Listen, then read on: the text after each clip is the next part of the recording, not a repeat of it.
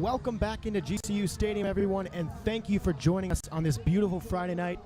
I'm Alex Larson alongside Philip Katafamo, bringing you tonight's women's soccer matchup between the Stetson University Hatters and the GCU Lopes. First and foremost, Philip, a big thank you to Stetson for making the trip out here. Of course, we all know about the tragical events of Hurricane Irma, this game being delayed, but now we're ready to play, and what should be a fast-paced, high-energy game. Exactly, Alex. Of course, this hurricane has not only been a big issue for this team, but of course everybody in there and who it's been affecting down in Florida. And we wish everybody our best wishes and well wishes that they are not affected dramatically. And we are very excited that Stetson made it out here and they get an opportunity to play against this team. We are hopefully in for a very exciting game. Well, it should be if the statistics have anything to say about it, but it is important to notice this Hatters team has not played since the second against Arkansas Pine Bluff, a 5-1 win. We actually talked to head coach Ketry before. He said, you know, this is what you play for. This is what sport's about. It's about adversity. They'll be a little rusty tomorrow, but the girls are ready to go, and this is a great opportunity for them. Well, they had 2 games canceled, obviously, against Florida International and Miami, and unfortunately, you know, due to the hurricane, they had to put it back a little bit. But like you said, coach is hoping that the rust isn't going to show tonight against a pretty solid GCU team. Well, each of these teams boasts pretty good shooting numbers. However, Stetson has done very well this season at converting their shots and putting them on goal. So I have Blakely Frosch needing to have a huge game tonight in order to get this victory, another one at home. Well, she is probably one of the best players out on this field who isn't scoring goals. Blakely's got 29 saves so far in the season, and she's only given up, Alex, 2 goals on the entire season. I know we're still kind of early in the season, but she has been playing absolutely lights out. Well, for GCU, a 3-4-1 record. Stetson 4-2. Of course, 3 games already canceled, as we'll have a throw-in on the near side by Kelsey Smith.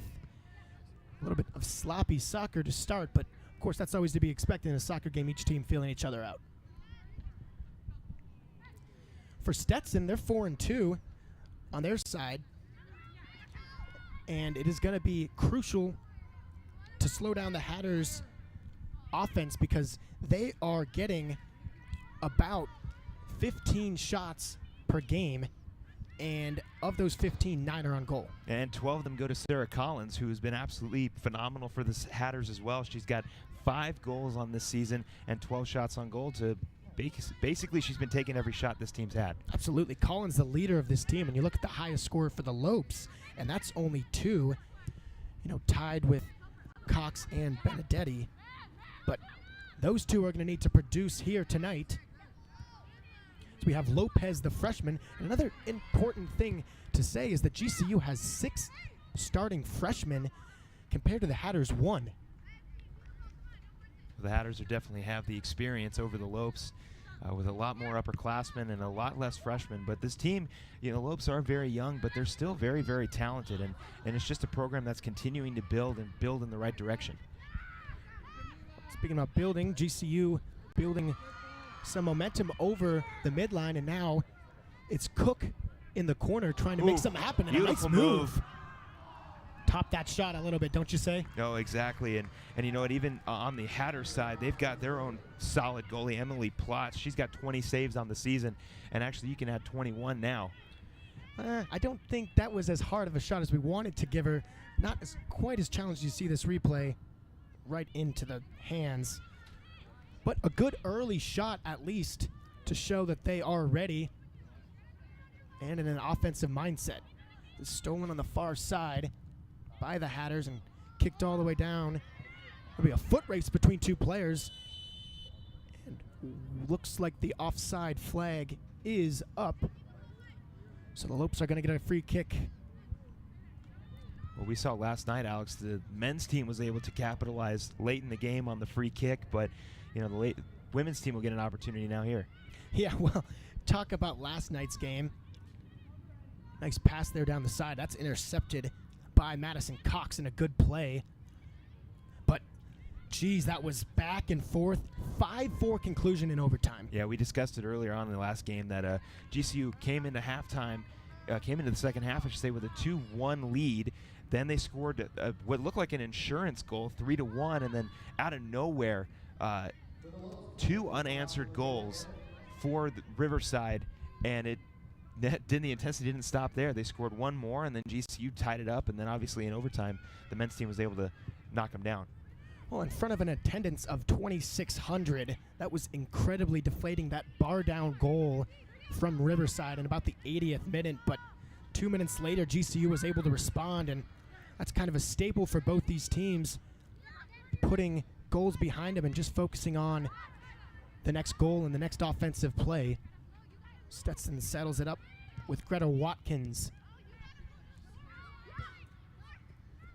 Well, the passes so far from each team kind of seem a bit antsy as they haven't been right on.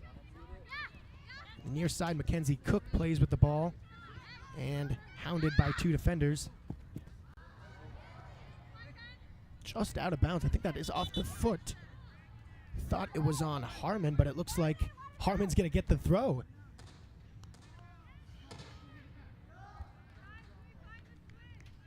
Well, here it is. Oh, it definitely looked like it was off the foot of Harmon, and I see where Cook was thinking that it was going to be their throw. Well, either way, Alex, the Lopes get the ball back, so no harm done. Right, discrepancy, but they made the right call at the end. Maybe thanks to the replay.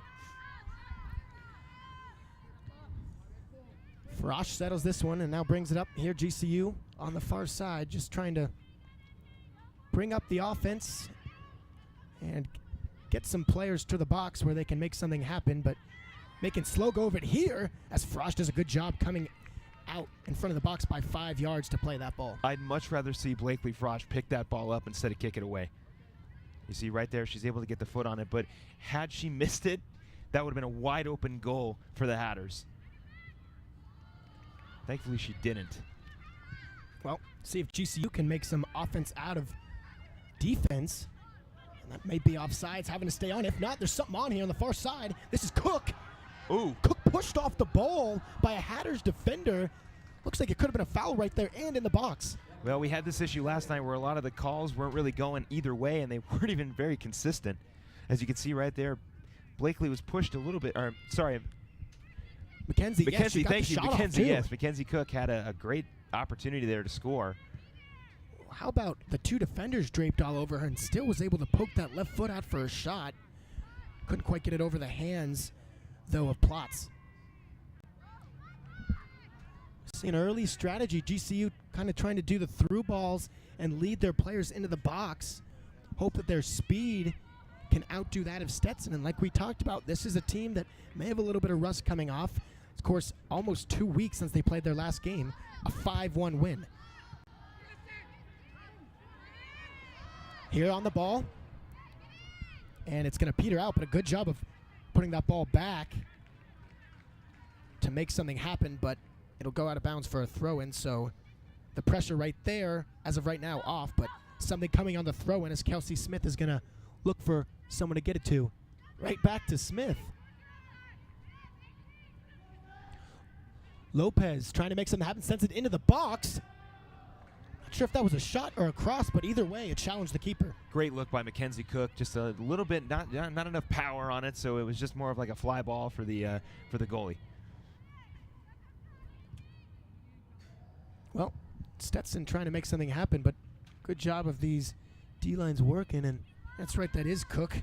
Thought it was Lopez, thank you. It seems for both teams a little bit, the numbers tough to read from up here, but making it happen.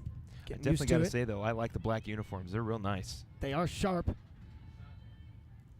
All black, dressed for a W as Stetson can't make anything happen. The marking of these GCU defenders quite strong. Tried to get a through ball down the side, couldn't even make that happen. This is Marissa Maines with it. And Maines is going to go to the outside to play for Parent. Parent, one of the leaders on this Hatters team. Maines is working the ball now, gets it down to Parent. She might send it into the box. She does. Good job heading that one out and getting the threat away, as now GCU may have something if they can work it, but good job of Stetson locking that down on defense. Greta Watkins, pass intercepted. Now this is Amanda Lopez in the middle of the field. She'll send this one in towards Cook's side, but we have an offside flag up. Yeah, GCU's been doing a pretty good job of keeping the ball on their side of the field. They've got 3 shots on goal so far compared to the Hatters 0. Just what I said and what we said, they are going to need to limit this team to getting shots, and they're going to want to try and get those shots themselves. That is exactly what we're seeing here early. Over the head of the defender on the far side. Now a chance for a cross maybe for McGee, the freshman. McGee dribbles into the box. Good move. And now Cook tries for some of the box. Couldn't hit it as the Hatter player was moved in at the right time.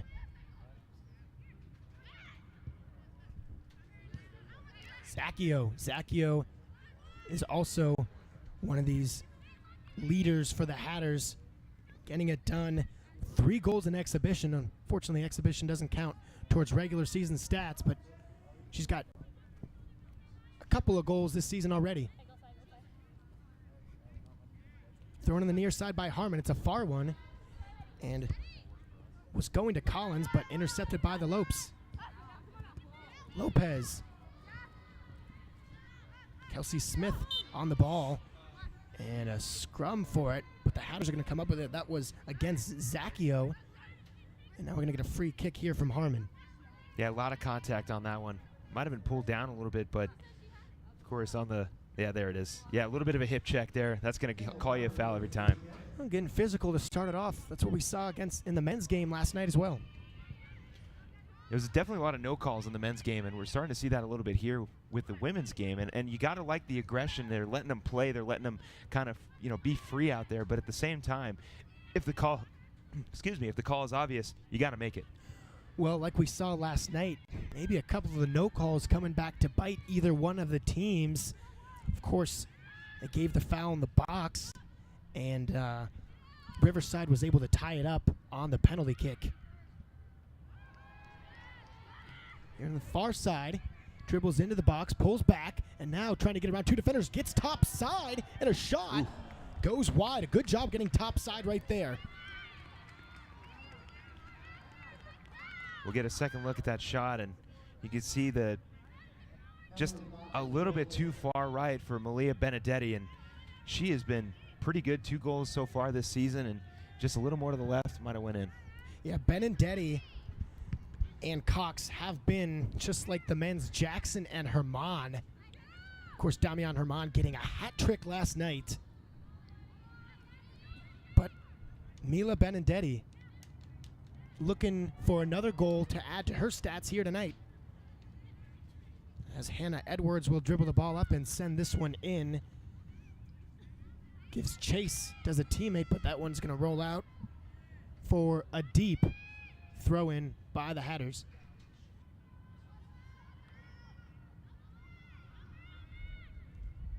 Two Lopes to the ball right away. Like to see that as Parent works on it. And just nothing for Stetson to speak of whatsoever. Clamp down of GCU is happening, and it's happening often. The field sends that one in. That's going to be Cook playing in the corner. But it'll be off her foot on try to touch and keep that one in. Can't make it happen. Had she may have had a little run. Step on the defender.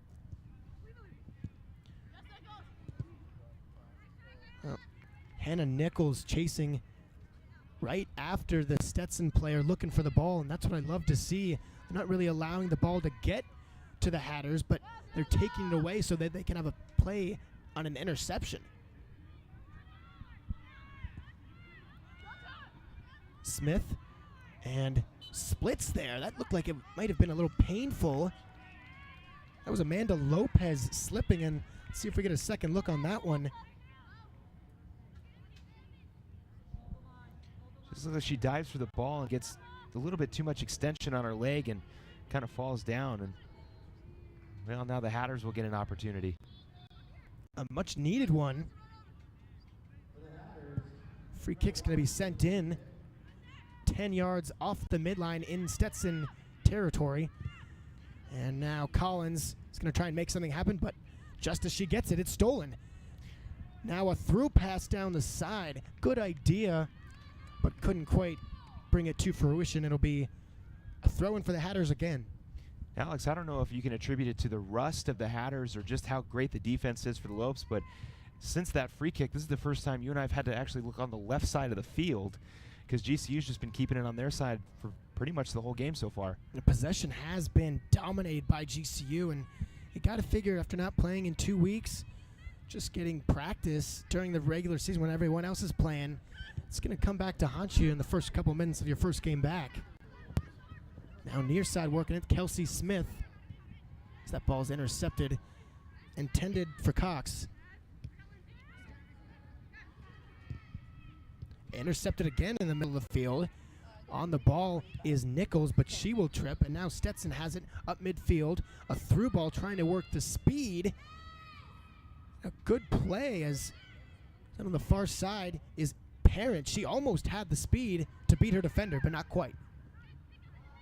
And now Stetson trying to slow it down, get players in, and on a different page there is that kick into the box. Had no one to receive it. Frosch, a free kick. Get the best gear to show off your Lopes pride. Go to lopeshops.gcu.edu to find everything GCU, from the newest apparel to the coolest accessories.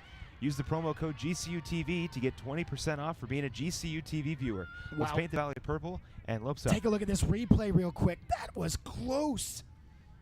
Carriers could have gotten the penalty kick right there on Parent, and that's the leading score right there for the Hatters.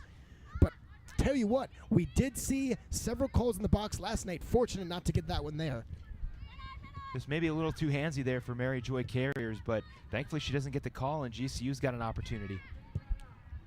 Cook sends it in, connects on the ball, but the Hatters player intervenes right there as he was trying to reach Michaela McGee right at the top of the box in the middle. Smith works it down the right side, has a step on her defender, but too close is Cook on the pass, and Kendall Harmon able to steal that away for the Hatters. Good defense by Harmon. Substitution on for the Hatters. Still getting word of exactly this is. Looks like it'll be Brianna Camargo. Has a sister, Abby Camargo, on the team.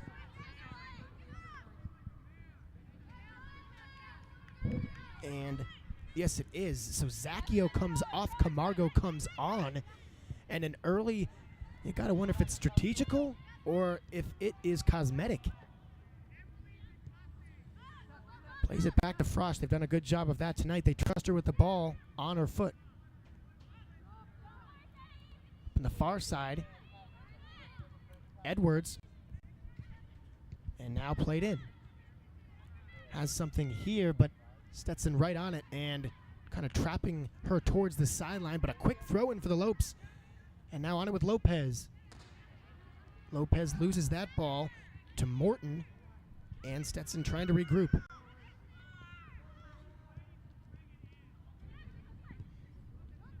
But see, the pressure in their defensive zone for GCU is going to be critical to this game, and I would bet that this is going to lead to a goal for the Lopes if they keep this up, because Stetson really can't seem to find a way around it right now, and they kind of seem to be panicking. Oh, going to have a play on there. Fortunately, not bad enough. And now on the far side, let's see if we get a cross in towards the box. We do, and a header attempt, and now Cox on the far side, on the near side, I should say, off her knee and out. And let's see who that actually is out on. He just misses Benedetti. the head. Yep, Benedetti just missed it off the head. But Cook was there almost to scoop up that one. Great attempt by Mila Benedetti to get her head on it, but just a little bit too much to the right. Throw in for Smith here. Trying to work something down in the corner maybe. Finds Cook. Should say finds Lopez to Cook. I'm getting that 5 and 3 confused. as that one is off a lope and will yield possession to the Hatters. 19 minutes gone here. No score, but GCU looks good. And she is onside, they say. Benedetti, top of the box, shot coming. Ooh, good look. Very good look for Amanda Lopez there. Just a little bit directly into the hands. Great pass by Mila Benedetti, but it just falls right into the hand of Plotz. Yeah, well, I love the pass by Benedetti right to the foot. Ooh. But Lopez didn't quite get the power behind it she wanted. I think that one was looping a little too much. If you want to do it like that, you got to get it a little bit higher and try and sink it over Plotz's head. And now for one of the first times tonight, a throw-in GCU's defensive zone. It'll be Smith. Finds Cook, hounded by two Hatters, and a foul. So possession back to the Lopes. So it seems like whenever the Hatters are able to get the ball on their side, the Lopes are able to just take it right back.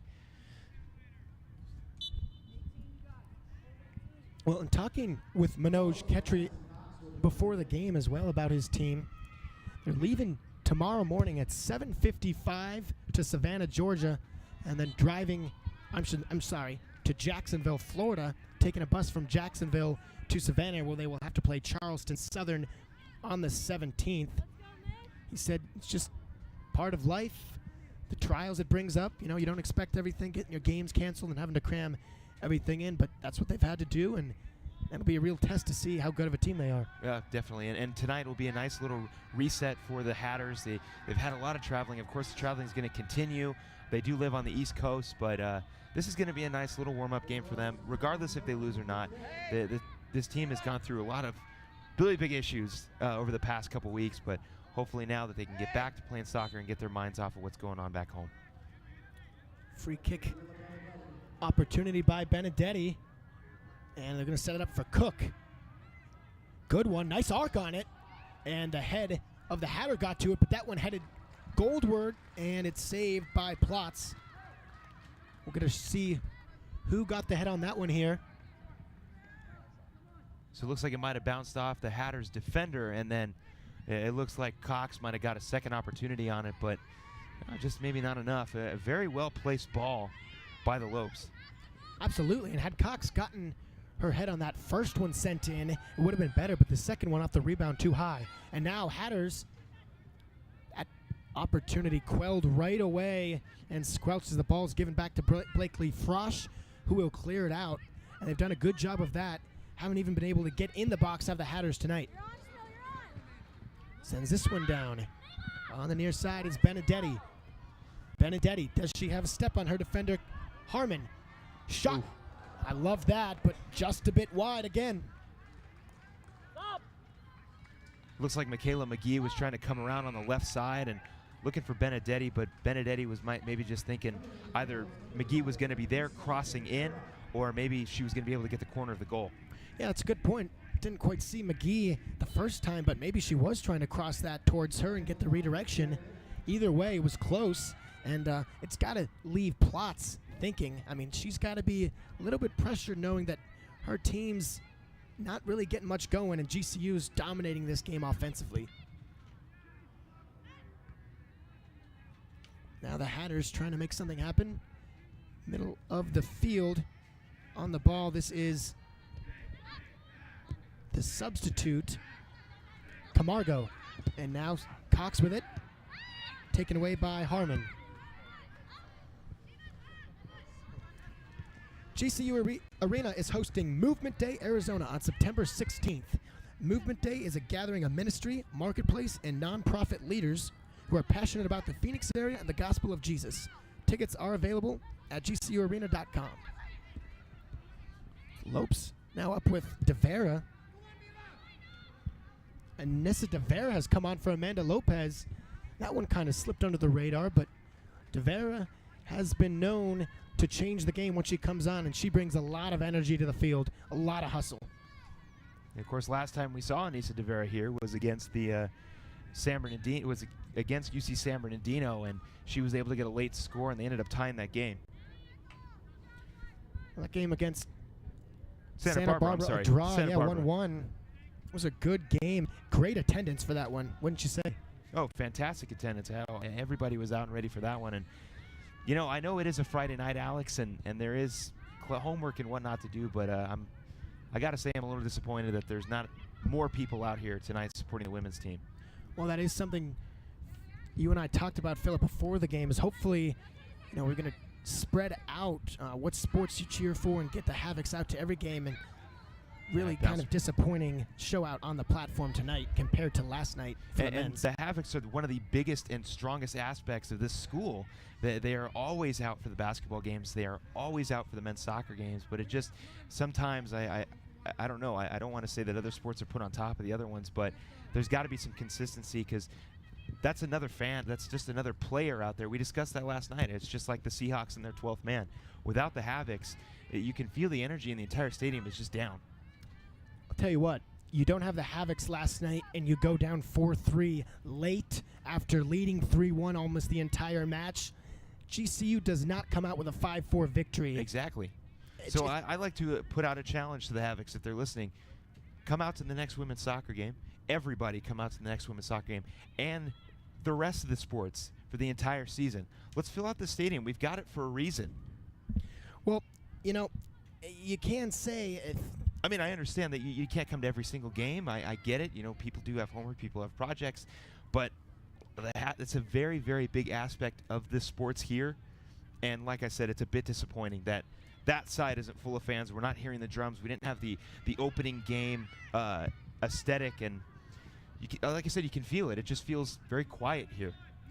Well, I wasn't going to say. All I was going to say was, you know, they could make the argument that, oh, yeah, we had over 3,000 against Weber State. But that's the first game. You know, the first game always draws kind of a bigger crowd. It's when the team is trying to make that push for the playoffs that they're really going to need their fans. And we saw it last night. Just a perfect example. And we're getting relatively close to the actual start of the season. Great dive by Blakely Frosch. The WAC schedule is a completely different animal than the first half of the schedule for every sport. Like I said, just great save by Blakely Frosch to keep the damage very low. How about 7 shots already for GCU? Some of that rust starting to show for Stetson. 0 for them. They haven't even as much as gotten into the box. Chance there. A little bit of a collision down there. Is that Benedetti that went down? No, it's McGee. She is up. She is back up. She just got contact with another player as she was going up for the ball. Nothing malicious, of course, just, you know, both jumping at the same time. We're going to see a little bit more of that, especially if Stetson continues to be flat as they are, because they're going to get frustrated. GCU has had the ball we've been looking at the right side most of the night already. Yeah, the Lopes have been keeping the ball on the right-hand side, and most of the fans are also over there as well, the little cluster of fans that we have. Well, they want to see where all the action is. No, I think they want to get in the head of the plots back there. They certainly did that last night against Riverside. And there they are. And it worked, as DeVera makes a play on the near side. And she will get possession back for her team. So a throw-in will come. Kelsey Smith finds DeVera, and DeVera there trying to make a nifty play to Benedetti, but couldn't get it off her head and out of bounds, so it'll be right back to the Hatters.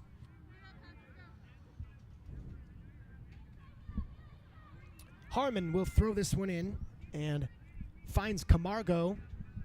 Camargo, of course, substituting on for Zacchio, one of the scoring leaders of this Hatters team, already off. So, as if their woes haven't been enough, their leading scorer is off, and they haven't even gotten a shot. Frosch. Nice crisp ball to the middle. Finds Nichols. And Cook and company are back up with it again for another go. Cox sends this one in, and here's something. A nice run by Benedetti. Can she stay on? She will now down to the corner. She's going to cross this one. Sends it in. DeVera. Ooh. So close. That one had, again, seems like it was mishit. Soft and maybe just got off the side of her foot on a little bit of a weird angle. We'll take another second look at it. nice pass by Benedetti, but yeah, it looks like it might have just went off of DeVera's foot a little awkwardly and rolls out of bounds. So GCU will get a corner kick here. Well, that was certainly a disappointing effort right there. Great. One of their better scoring chances as Cook's going to send this one in towards the box. And a good play by Plotz. She falls. Yeah, she definitely hit her head on that one. That's never fun. Going to stop play right now. As they should. Absolutely, but take a look at this. Yeah, it looks like she might have bumped into, looks like that's number 19, Hannah Edwards. Yep, grabbing her head, Plotz. That doesn't feel good at all. No, it's never fun. And of course in sports, you know, even soccer, you can never discount the concussion. And so that's why they're extra cautious and make these stoppage of plays when they have head injuries.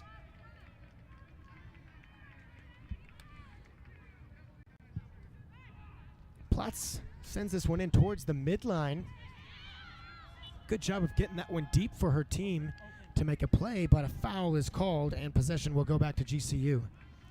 Yeah, like we said, it just seems like the Lopes are just able to hold on to possession for basically most of the game. Hey, we're not complaining. No, not at all. Now, if we can just get a goal, it'd be really nice. It'll come.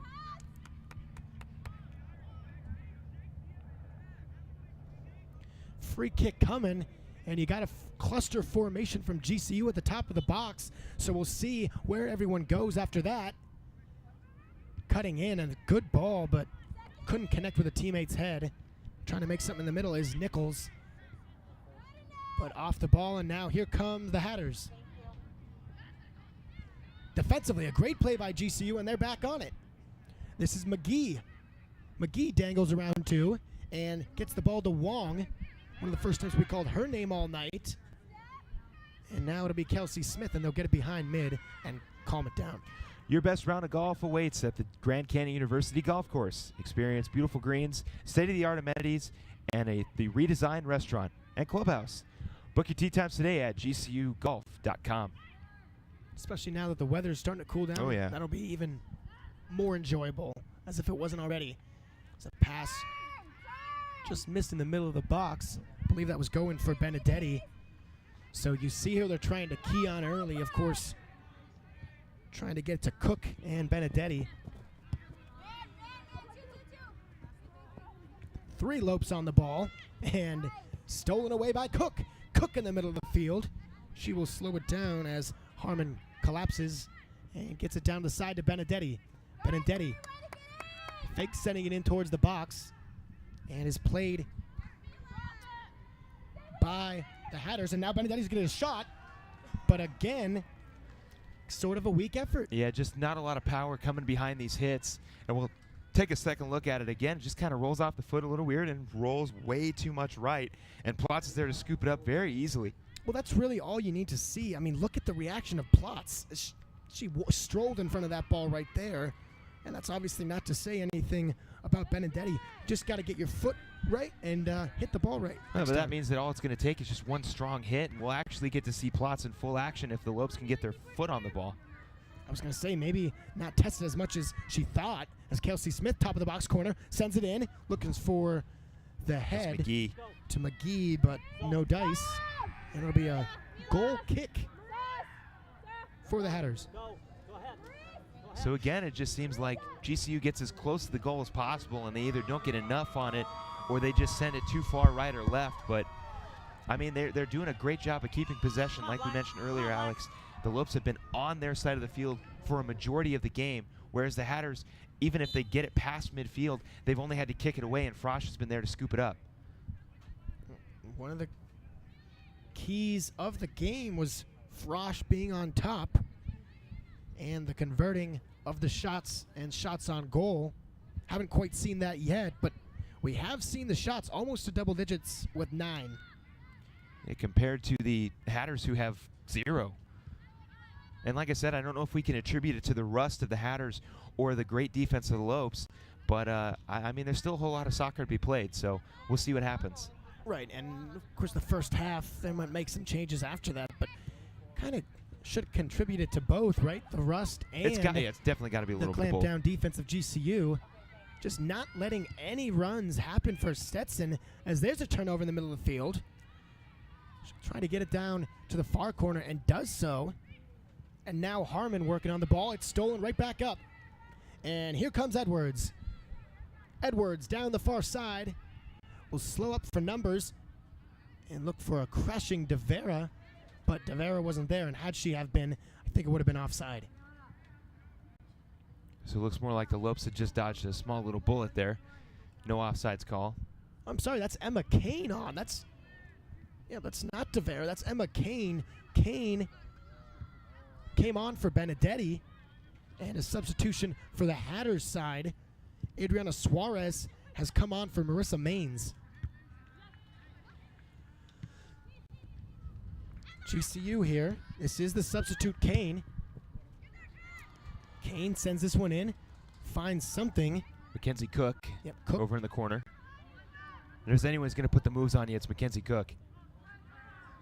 Cook sends this one in now, looks for the head, can't find it, and giving chase is McGee. She will get it before it goes out of bounds. Into the box there, but Stetson all over that one as they will clear. And now a turnover in the middle of the field. GCU is going to get the ball back. Good job by Cook staying on that one. This coming to DeVera. DeVera, a good shot, and a great job laying out right there by Plotz. There we saw it. Yeah, like we said, we're going to probably get another second chance look at it. But like we said, it'll be really interesting when the Lopes actually get a strong kick on. And you can see right there, DeVera had all foot. But Plotz, there's a reason she's got 20 saves. And you just saw it right there. It was a great save, using her whole body to get out there. Good job with the wingspan getting there. But how about the shot from DeVera? An absolute blast. Just missed, going bar in. Corner coming. GCU can't seem just missed the header. to jockey Madison for Cox. possession there. Yep, Stetson's going to get it back. Missed opportunity there maybe for the Lopes. Well, that's got to be GCU ball. Oh, I have an injured player down on the Stetson side. Not exactly sure who that is, but we'll wait on it.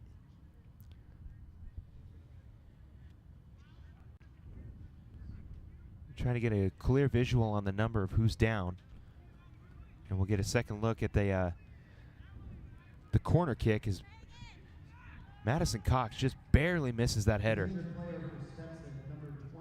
That's actually number 24 who is down.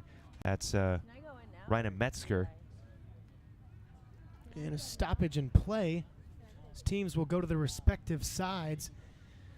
Phillip, so far 10 shots for GCU, 7 on goal. That's 70% conversion, and 7 saves for Plotz. She has really had to work, and you got to figure you keep making shots on hit the goal, you're going to keep getting in her mind, and finally one of these is going to fall. Well, we saw it there with Anissa DeVera. She got her whole foot on that one, and it's basically only the most solid shot that they've had so far.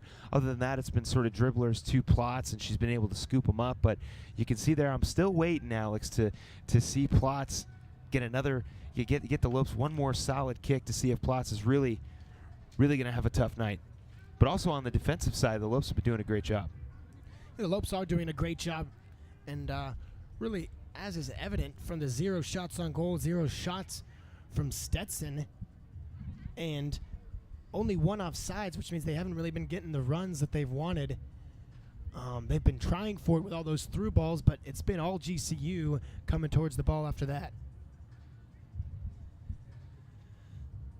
So, get a look into the sideline in GCU. Looks like DeVera saying some words to the team, as saw her mouth moving before and the team listening now. Coach is getting some words, but not much to fix for GCU. No, it's definitely got to be. Yeah, it's got to be a lot of positive comments. They've been doing a great job defensively, keeping the Hatters on their side, on GCU's side of the field. They've gotten so far 7 shots on goal, 10 shots in total, and we're still waiting for them to break that barrier. That is Emily Plotz. Well, the player up, and Well, this doesn't look good. Not able to walk off under her own power and was grabbing the knee. You never like to speculate, but just pray for the best for her and her recovery if need be. But we get ready to play on here. Just under 10 remain in this first half. Action-packed first half. 23 for 24. Substitute comes on. Number 23, Ellie Hackett, the sophomore from Dublin, Ohio, will substitute on for the Hatters. Stavera, work done by 2 in the corner, and tripped off the ball, but no call. Stetson up with it again. Well, that's what it's been like all night. Kelsey Smith just sticking the foot out and saying no, ma'am, to that pass. Great job again. Stetson's got to be getting frustrated here.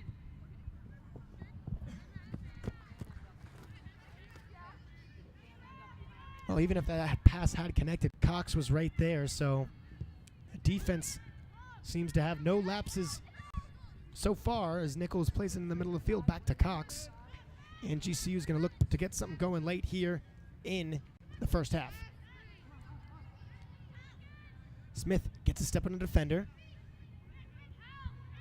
And now Cook. Cook back to Nichols, the freshman. And now is that Lopez? Yes, Lopez will pass that here. Nice pass. And on the ball is Emma Kane. She'll send it down into the corner where it's going to be crossed, but Great defense by the Hatters. crashing in to get that ball and clear it of all danger. Good job there by Stetson's defense. Cook, some fancy footwork. Give that ball back to Nichols, who does more of the same. And a cutting Kane is going to try for DeVera, but it's in vain as GCU is going to have to give it another shot. Now down the side, Smith, she's going to get a chance for a cross, but instead a corner kick. And it'll be the third corner of the night for GCU.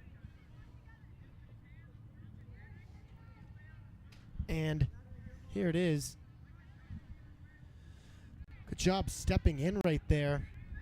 That was number 10, Brianna Camargo, getting her leg on it and not letting that ball get into the box where a head could be put on it. Smith to corner. I'm sorry, Cook to corner. Crashing, finds a player that was Cox, but no good. DeVera. No, Cox settles it on her foot again. Top of the box. Smart play getting outside to Cook, and she had nothing there. Cook sends it in again. Looks for some on the far side, and that one off the top of the head of Emma Kane and just over the net. Yeah, it looks a great placement there by Mackenzie Cook, but just a little bit too much for Emma Kane. She just pops that header right over the goal. Almost vertically straight up in the air. Free kick here by Emily Plotz, who has performed up to task tonight. 0-0. Just about to start the 40th minute. And now Kane on the near side, right at midfield. Good lead ball to Wong, but it'll connect to DeVera anyway. And now back, they'll try and settle it down. You know, Alex, regardless of the fact that GCU has yet to score a goal, that's probably due to also the defense of the Hatters. They have let GCU into their territory, but GCU has yet to convert a goal because of, really, honestly, the pretty good defense of the Hatters. Well, that has been the difference between each defensive strategy for GCU. It's kind of been a full court press, kind of like basketball, not letting them get it over half court, if you will, midfield. And for Stetson, they kind of let GCU come up with the ball, and then they collapse 2 to the ball, sometimes 3 to the ball in the corner. So different strategies, but both seem to be working in different ways here tonight. Nichols sprints to that one and finds Smith.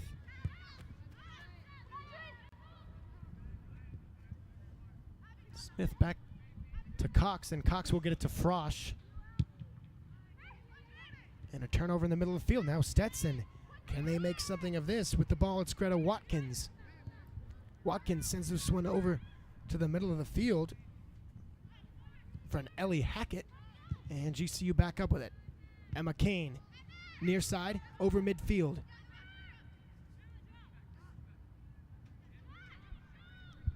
Back to Carriers. Carriers, another one of these starting freshmen for GCU. And back to Plotz, the keeper for Stetson.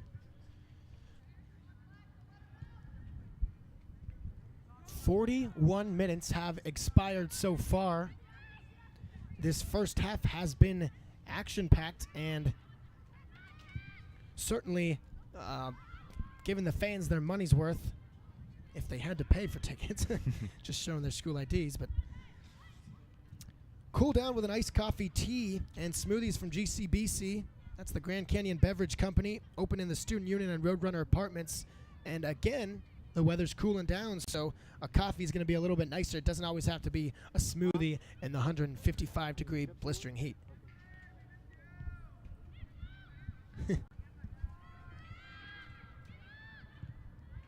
Up comes Stetson, or GCU, intercepted by Stetson, and now over midfield line they go. Camargo down to Harmon. Harmon's been on this whole time. She'll send this one in, and that's the best chance they've gotten, but peters out right into the hands of Frosch. No teammate even around. I think that's the closest the Hatters have gotten to the goal so far tonight because of how good the defense for GCU's been. 2.5 remain. See if GCU can make something happen here late. If not, they'll be probably comfortable to head into the locker room at halftime, make the necessary adjustments, and know something's going to fall. Not close to connecting there as Frosch grab this one and send this one upfield. Intercepted by Stetson. And now Nichols. DeVera's going to get a run on this one, but worked off the ball by Avers. And now they're going to call this one a GCU throw-in. Just what they needed here. 2 minutes to go. GCU's going to get an opportunity to make something happen.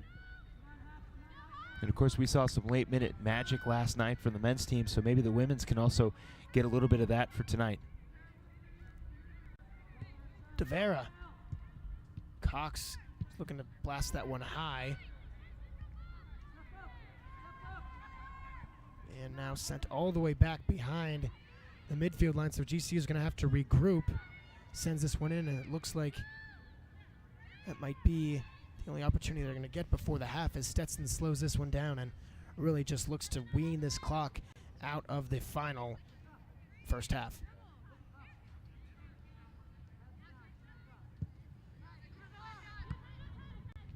Middle of the field here, Nichols makes a play on it, but Camargo doing a good job of getting the foot on it. This is Camargo again. Both Camargos on the field right now. Brianna and Abby Camargo for the Stetson Hatters. Family affair here at GCU Arena. See if they can make a difference. Camargo trying to find the head of her teammate Avers, but to no avail, and about 45 seconds remain in this first half. Maybe just a bit of miscommunication between the teammates as it looked Hatters were trying to go for a late second header to put them early before half.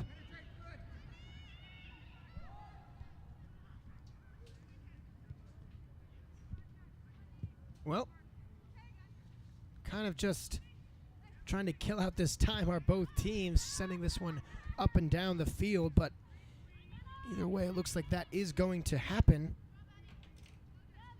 as Frosch just sends this one up for the final 5 seconds of the half, and we will go into the locker room.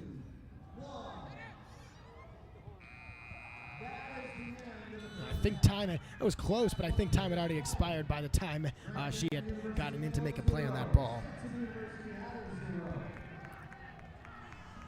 We will be right back here from GCU Stadium for the Stetson Hatters and the GCU Lopes 0-0. Hi, I'm Mackenzie Cook, and you're watching GCU TV. Go Lopes. On the field, in the pool, on the court. We wear our game faces under the lights. But sometimes our toughest opponents aren't wearing a uniform. Instead, we confront them internally. Mental illness affects 1 in 4 adults in the United States. and suicide is the second leading cause of death among college students.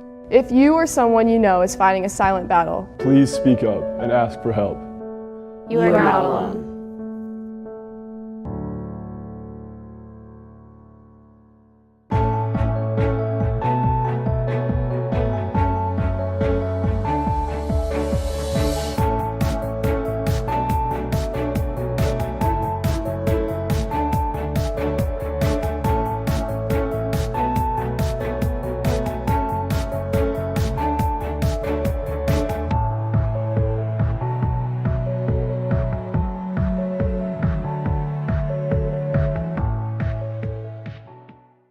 At Grand Canyon University, earning your degree online doesn't have to be without the college experience.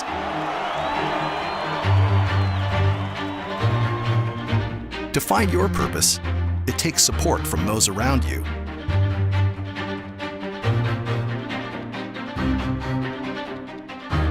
Grand Canyon University offers over 3 decades of experienced leadership in real-world degree programs online.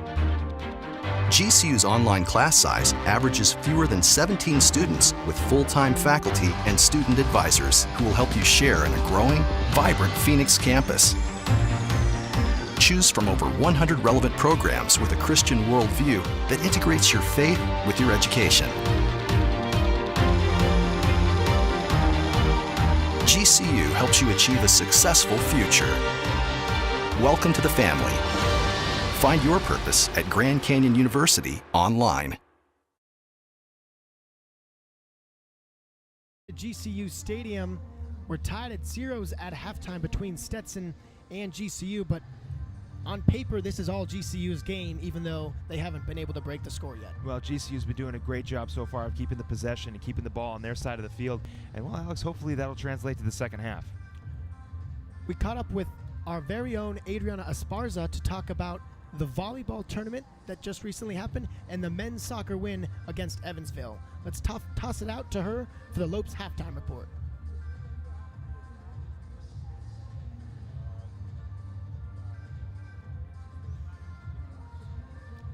Well, I guess we don't have that right now, but we could talk about the game. And this one has been a little sloppy from each team so far, but GCU just needing to make a couple tweaks, and Coach Derek Leader is going to have something good in the second half. Well, hopefully he doesn't have to make too many tweaks because, you know, we have talked about it before. Maybe the rust on Stetson has been showing a lot. They have been unable to push the ball up as much as possible. And, you know, like I said, the defense has still been strong for GCU, so I doubt Coach Leader has too much to say. And let's talk. Thanks, guys. Adriana Esparza here with your Lopes halftime report. This past week, men and women's soccer hosted their first doubleheader of the season, and women's volleyball had their first game at the arena. First things first, women's soccer played UC Santa Barbara and tied in double overtime. Talk about fighting till the very end. Senior goalkeeper Blakely Frosch also had a season high of 8 saves, while sophomore Anissa De Vera scored her first goal of the season, shortly after being subbed in, which ended up tying up the game 1-1. Minutes later, the men took the field while over 3,500 screaming fans cheered them on. Energy was high that night, especially after senior Nikki Jackson shot a game-winning goal, wrapping up the game against Evansville 1-0. Let's take a look of how it all went down.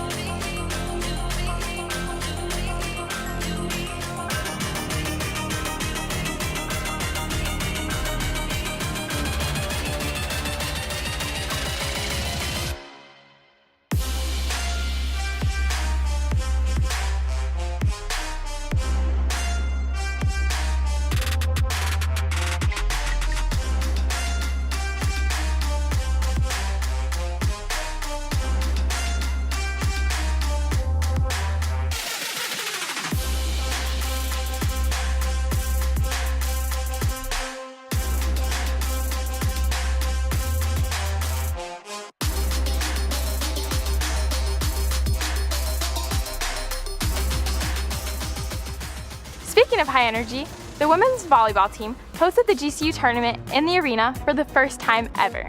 They had a record-breaking 2,504 fans in attendance. Unfortunately, they didn't do as well as they had hoped, but their spirits remained high and are readier than ever to kill it at the Bradley tournament this weekend.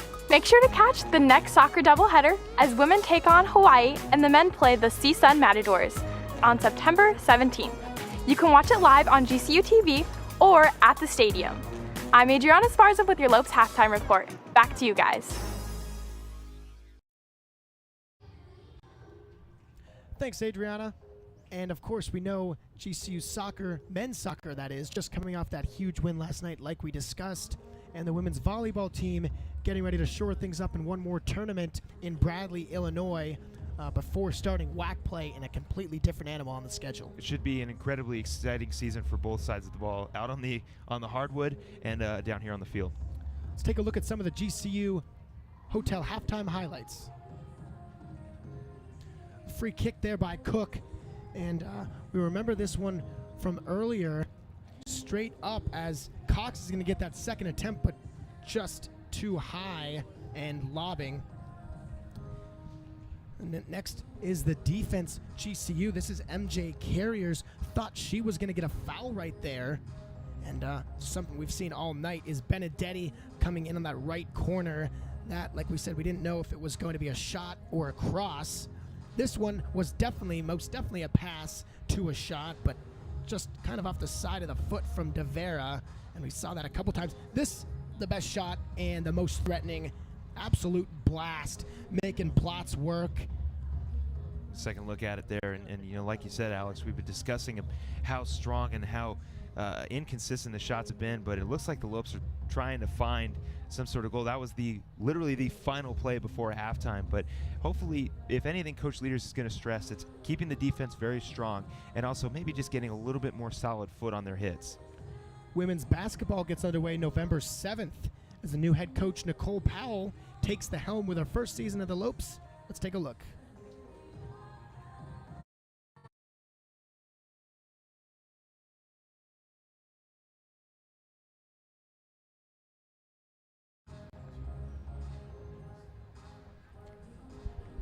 Well, I guess we don't have those at the time being right now, but still talk about her. She brings a winning mentality to this women's basketball team. Drafted, like you said, last night in the same draft as Diana Taurasi, a WNBA champ, I think, a couple player of the years. Two-time, Pac-10 Player of the Year, three-time Pac-10 Tournament Player of the Year, and she's a Stanford grad. She brings a lot of experience on the college side and also in the professional side, so it's experience is a big thing to have, and Coach Powell definitely has it. Well, real quickly, Philip, I know you're the basketball expert. What is that kind of all that experience bring as far as coaching? How is that going to translate over to the players on the court? Well, I would assume that Coach Powell in her many years as a player has taken everything she can learn from her WNBA coaches, from her Stanford coaches, and she's going to translate that. And the biggest thing on experience-wise is she's made it. She was drafted 3rd overall. She has made it to the professional levels. She has been a top college athlete, and that's the kind of thing that she can talk to these players about, is this is what you have to do. I've been there. I know how to get there, and I'm very excited to see what Coach Powell can do, what kind of offense they're going to run, what kind of defense they're going to run against a pretty tough WAC division. Well, let's throw it back out to the highlights. Coach Powell. I'm so honored to be the coach here at Grand Canyon University. I absolutely love the foundation that this university is built on, its Christian principles, the service part of what we do, and how we develop students in leadership. I think we're just really setting the trend for what it means to be a college student, and certainly to be a college student athlete, and how much we serve our kids, preparing them here on the court as their coach, and mentoring just to be awesome people in life and to go out there and really serve their community in whatever capacity they choose to do so.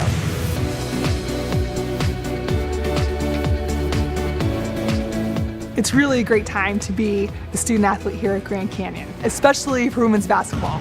The resources and support that the university has given us are tremendous. We've got a terrific 7,000 seat arena that we play in. We have a brand new practice facility just for our sport and also extra spaces for our team. So it's just really nice to know that we have the support from the university. We're a priority here and we're going to be filling that place.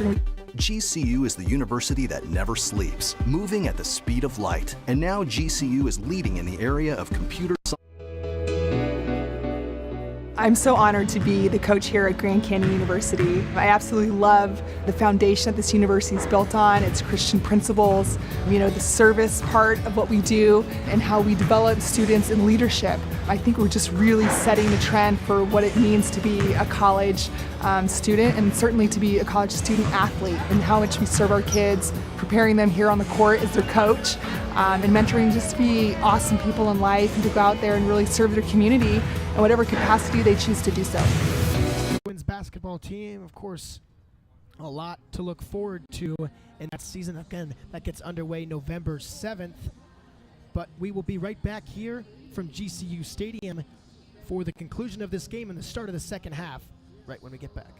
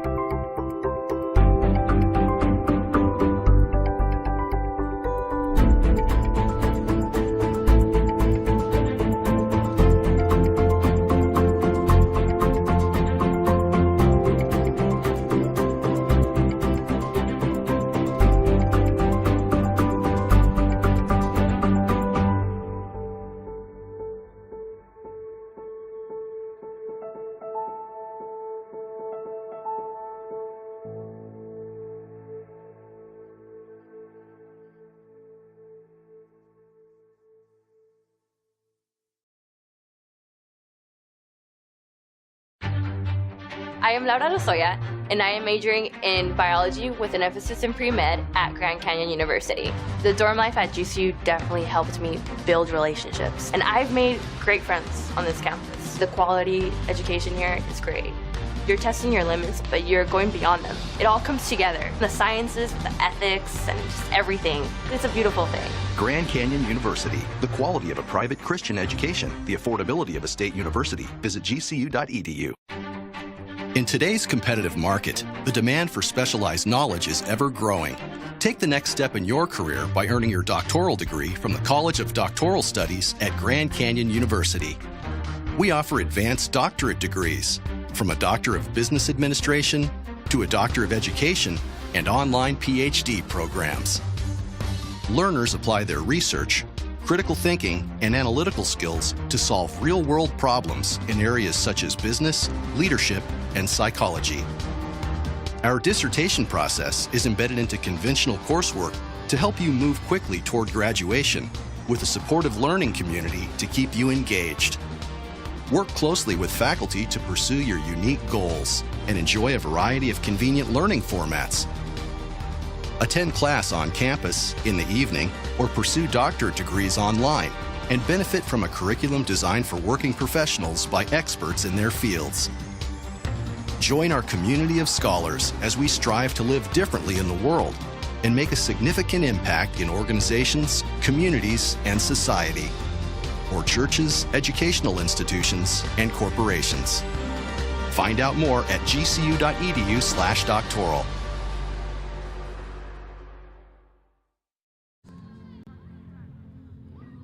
Just about a minute to go until halftime is over, and GCU back on the field, of course. What are we expecting for the second half? Well, hopefully we're expecting the same thing we've seen, just a little bit more scoring for GCU. The defense has been absolutely solid. Stetson has been showing a little bit of their rust, and GCU has yet to convert a goal, but hopefully we'll see some more solid kicks from GCU, and they'll have to make Emily Plotz work a little harder. Well, let's go to the men's highlights for the men's soccer team. Herman has got the ball now. He'll shot on goal. Good, yes!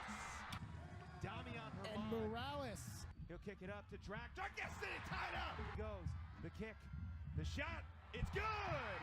Happen. High in the air. McLaughlin with a header. It's It's good. Oh McLaughlin. my gosh! Aiden McLaughlin able to come up with a win after a solid header by Aiden McLaughlin.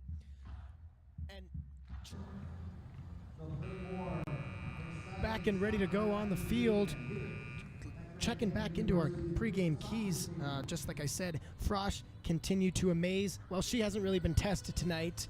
Must convert, getting shots and shots on goal. That has been done. 11 shots, 7 on goal.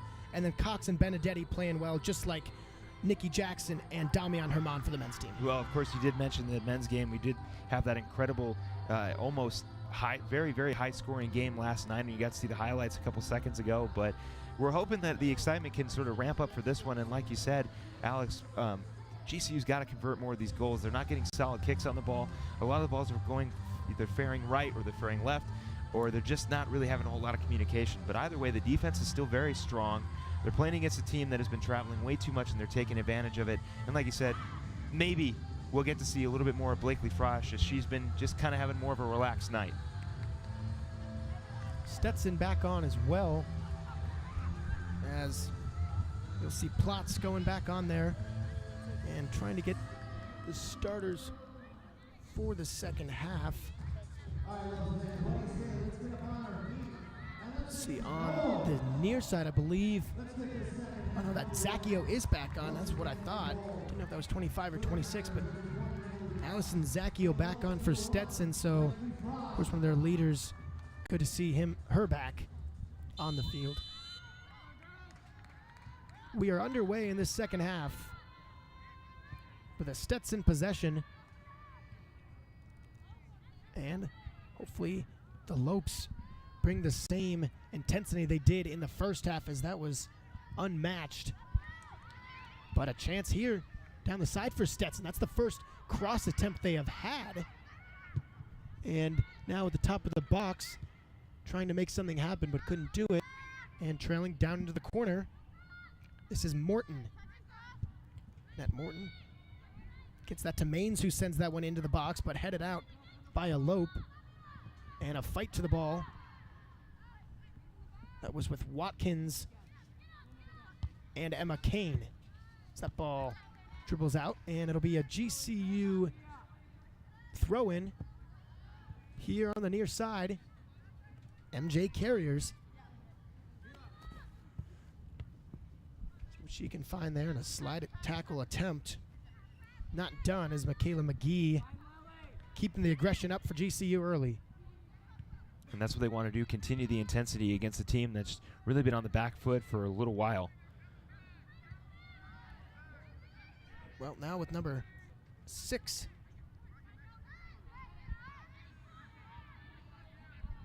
And Stetson dribbling, still unable to get it past midfield, as it is Lily Amon who has checked on for the start of this second half, number 6.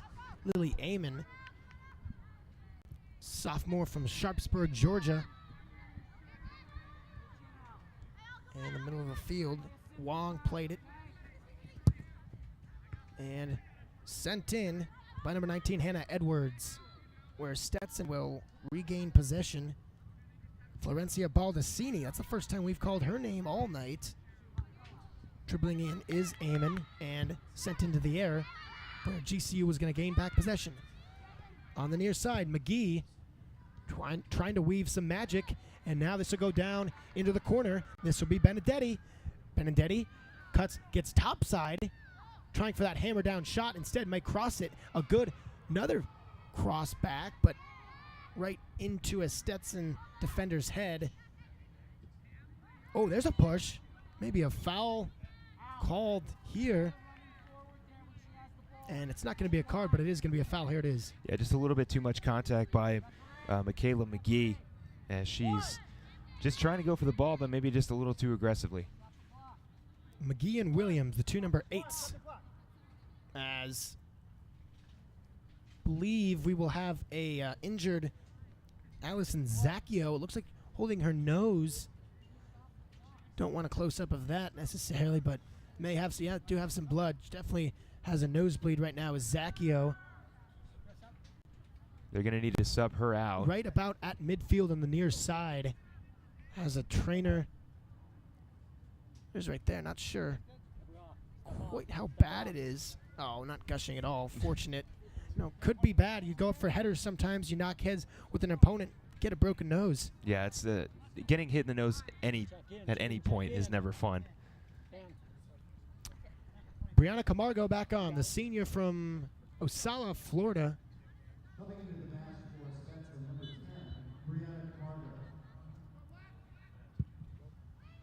Sorry, it was her sister, Brianna Camargo, coming on, not Abby. We're 10 and 11, but we'll get that right. And sent in, and now something top of the box, but a shot topped and blocked by GCU. And now they'll try to make their defense into some offense. Have something on the near side if they can get a through ball, and they do reach it there. So a great job of getting that one through. And now GCU's up with it. It's Kane. Kane, ooh, not sure what the idea was there, but if that was a shot, it was 20 feet wide. Well, it looks like McGee was just trying to maybe punt one into the goal to get some energy into this team, but like you said, Alex, maybe a little bit too unnecessary on that hit. 6 and 8 looks exactly the same. Kane and McGee, but it's okay. As a free kick by Plotz, it's a line drive taken by Stetson, and now trying to go up with the ball. They have a lead ball. Here with it now, it's number 4, Collins with it, leading goal scorer, and that one peters out. Not sure if that was off a foot of a Lope. If there's anybody the Lopes want to keep the ball away from, it is Sarah Collins. 5 goals so far on the season, 12 shots on goal to total this season in total. It was a great job of Edwards getting that ball off her foot, and so Collins wasn't able to do it, just like I thought. It was off the foot, so it'll be a corner for Stetson, and the first one defended by GCU. And this one blasted way over, well, not quite way over the net, but a good job keeping that one in. And yeah, she was almost out of bounds behind the goal line, so an offside called there. If that wasn't out of bounds, it was either offside or out of bounds. We'll get another look at it, and yeah, it looks like she definitely went out of bounds on that one. Good recovery, though, by the Hatters. The ball, the player's out, and the ball is in. That's a different, weird part of soccer. The ball's still in. Never quite understood that, but that's how it is. Not quite sure how that one was ruled. Stetson looks to have some more fire than they did in the first half, as they're definitely coming up with the aggression here early on offense. But just unable to bring anything to happen, as attempt after attempt snuffed out by the GCU defense. Now crashing Benedetti. Gives that one off. And GCU back on the ball. Great play. Nichols has a step on the defender. And it is going to be a foul. They're going to say it's a trip, so it's going to be a free kick from the top of the box. But, yeah, it looks like her foot just got stuck in the legs. And that was an opportunity for Cook with 2 defenders on. We'll see if she can make something happen here.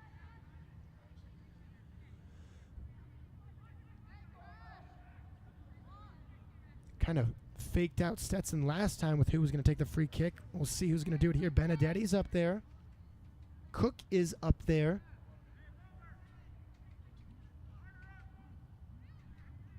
And I believe that is number 8, Michaela McGee, there as well.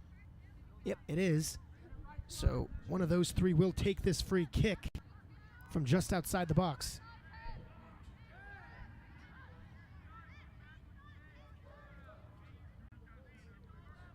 can see from the graphic right now, clearly the GCU players all getting ready to take the kick, not happy with the distance the Stetson players had given. And a shot coming. That one scooped up by Plotz. That one a laser. We can put it the second solid hit so far for the Lopes. We'll get another look at it. Looks like it is Mackenzie Cook. And a nice laser there, but of course directly to Emily Plotz. Well, you saw something happen last night with Pollard letting that goal in off the hands. And always can have a goal go in if you get a fast shot on goal, but not there.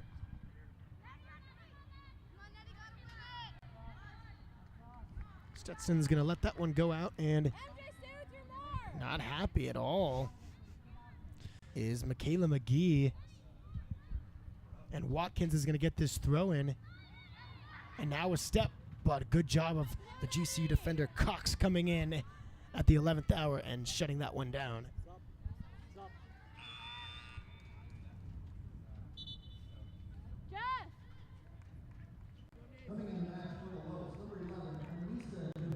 Anissa DeVera is back on, and off comes number 24, Jess Wong. Free kick here, or the goal kick from Frosch. It's a short one, but GCU has it past the midline again. We'll see if they can finally make something happen. It's been a fruitless effort all night for GCU, but hoping to break through soon in the next couple minutes.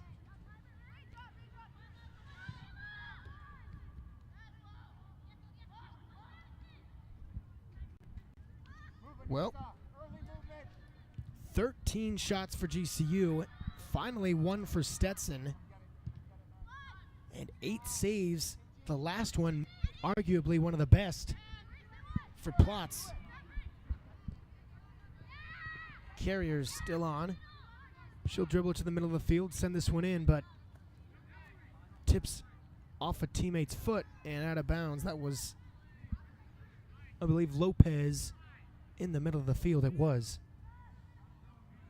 No, GCU still doing a pretty good job of keeping possession. Just again, having trouble converting goals. So far, they've got 13 shots, 8 shots on goal, but none of them seem to be going in. 10 minutes expired here in the second half. Still a lot of time. 35 minutes of soccer left, if not extra time. As a lot of contact there. Oh, maybe yeah, a little bit of a push by Amanda Lopez. It was the last dive right there, I think, that got him. The first part, that was good soccer right there by Lopez. It's exactly what you want on defense.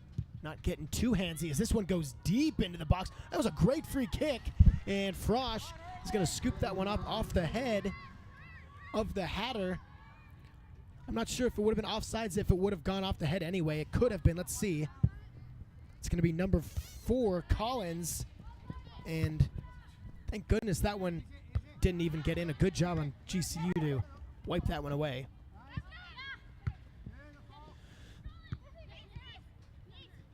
Carriers to DeVera, and DeVera will send this one in, but unable to get her team behind that. And now, good job of setting pressure to the goalie Plotz as they're trying something new. Able to get it away just in time. 25 for 10. And now Stetson back up with it.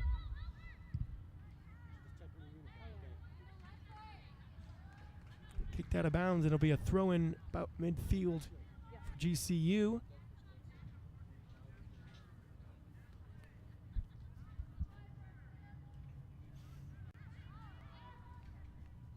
And Smith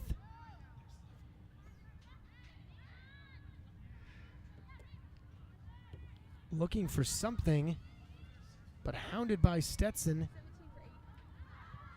And the Hatters up with the ball.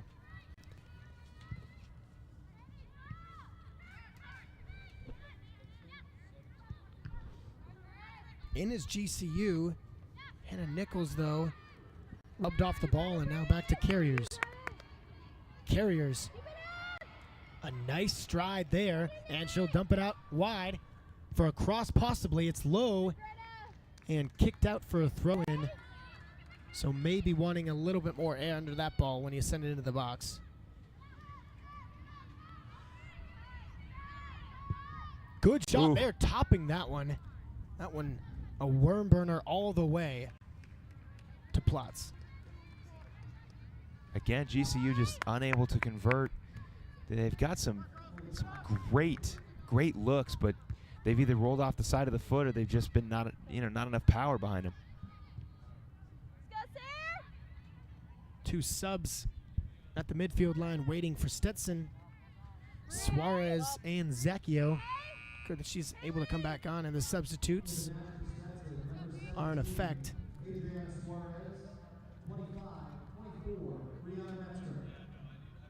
Suarez on. Avers, no, that's not Avers. That is Camargo off as well.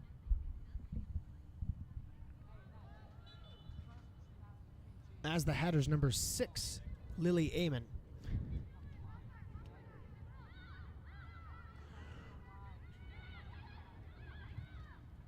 Stetson looking to make something happen, but like it's been all night, dull and not really any chances. GCU has erased any chances as they've been locking it down on defense, continuing to do that in the second half.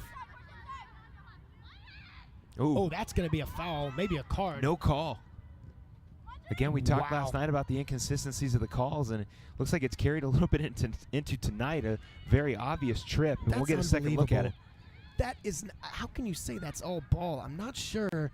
Collins just right in the legs, and I think, in my opinion, that is a textbook foul and should have warranted a yellow.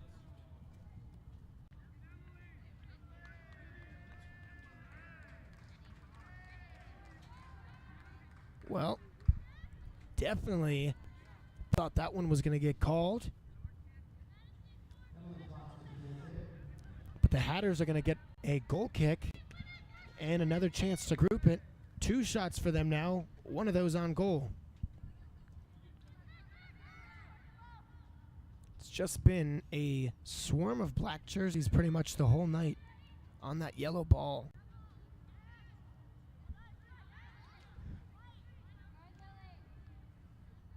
And takes the ball for Benedetti for the throw-in as Harmon. The Hatters, so miscommunication there as Benedetti thought that was hers. And it will be another throw-in as that one's out of bound. Past the midfield line on the Stetson side.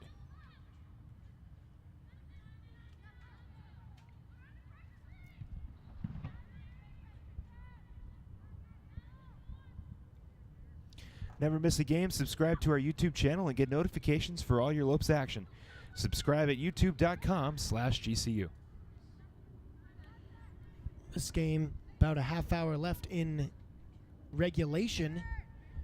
See if either one of these teams can pull ahead. Of course, it looks like, if you were to guess, it would be GCU, but Stetson slowly but surely mounting their opportunities. Yeah, well, GCU's been playing the possession game, but eventually they're going to have to stop playing the possession game because they have yet to get a score on the board. And it looks like Stetson's might have, shaken off a little bit of their rust, and they're looking a lot better defensively.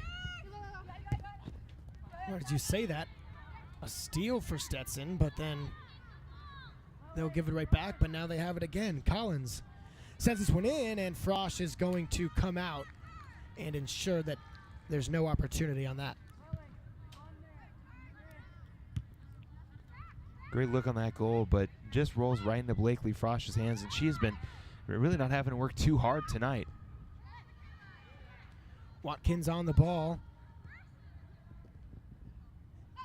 And now Lopez on the defense. Number 13, Marissa Maines. It'll be a throw-in on the near side. It was with Morton.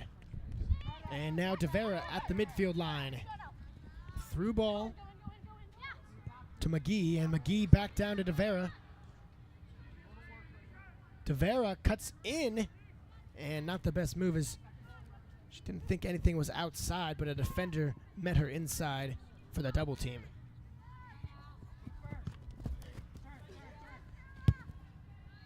Nice job of Edwards hustling to that and allowing Carriers to get the ball back. As they will bring it back up to DeVera, and DeVera really wanting to make something happen for GCU to get a spark for this team. I think you can say that about really anybody, Alex.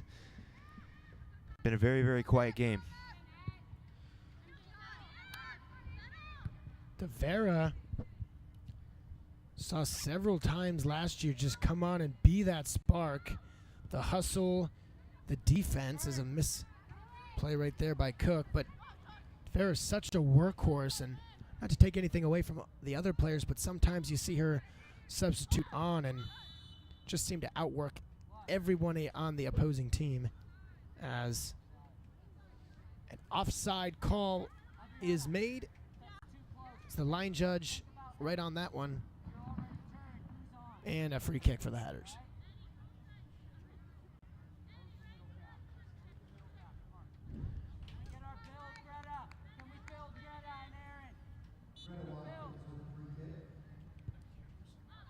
Watkins will send this one in, and DeVera working it between the two.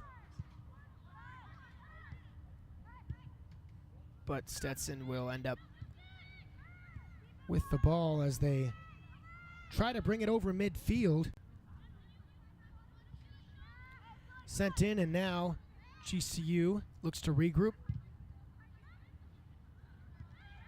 That ball did not connect. But now Cook within the middle of the field, and nice one-touch ball by DeVera. Hand action there going. Lopez on the ball. She'll get it down low, and this is Smith running for it. Smith has a step.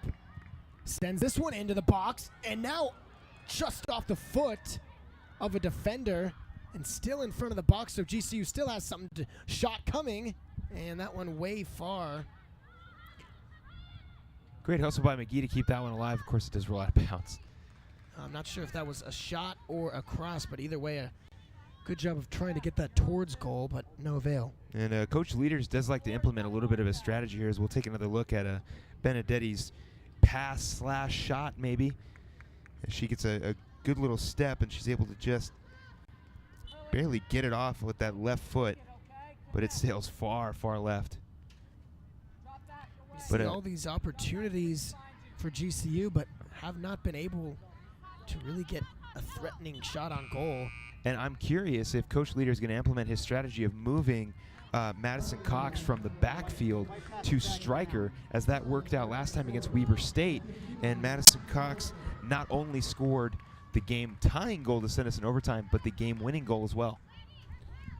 Of course, hoping for more of that tonight.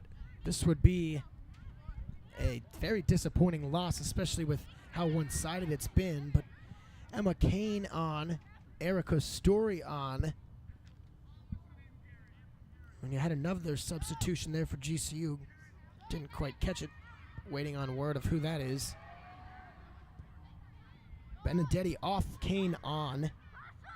And, of course, you see why, hoping to get some more legs and stamina on the field.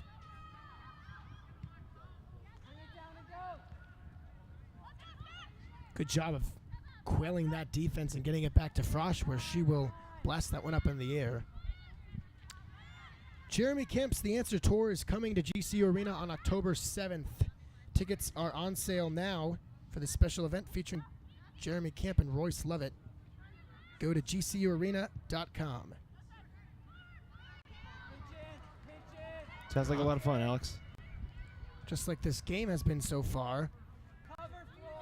Wanting a goal to make it more fun, as GCU with it in their half, but unable to make something happen as Carriers is on the defense, and yeah, that's going to be a foul. Is just a little tripping going on there. Yeah, we'll take a closer look at that one, and it looks like just a little bit too much contact by Mary Joy Carriers. It looks like she might have pulled her down, but No big deal. You know, you get a little aggressive. It's been probably been a frustrating game on both sides of the ball. Neither team unable to do anything on offense, but defense, they've been very strong. Oh, Stetson in front, and Stetson scores. The Hatters have scored in impossible fashion. Are you kidding me? A towering free kick, a missed defensive play leads right onto the foot of Sarah Collins, and who else? The leading scorer for Stetson, adding to her statistics here, her 6th goal this season. Right place, right time, as that one, nothing much you can do from Edwards, and not really much you can do if you're Frosch there. But just a great play by Sarah Collins, being in the right place, right time. And, you know, that's really what's about. You're not getting the chances you want. Just get there and see if you can make something happen on chance and something that doesn't usually happen. And that's exactly what we've seen there by Sarah Collins. Well, hopefully both these teams, hopefully this goal will spark something in the Lopes to get them on the board, because they've been just as quiet. Devera! Not quite.